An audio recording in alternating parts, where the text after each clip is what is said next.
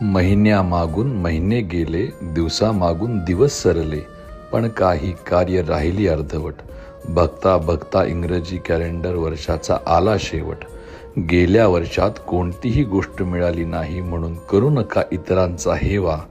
नवीन वर्षाचा संकल्प म्हणजे स्वामींची निस्पृह सेवा.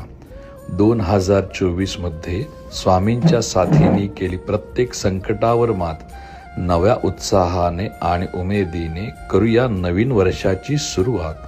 या नवीन वर्षात स्वामी सेवेनं यश येईल तुमच्या प्रत्येक कामी, कारण अशक्यही शक्य करतील स्वामी.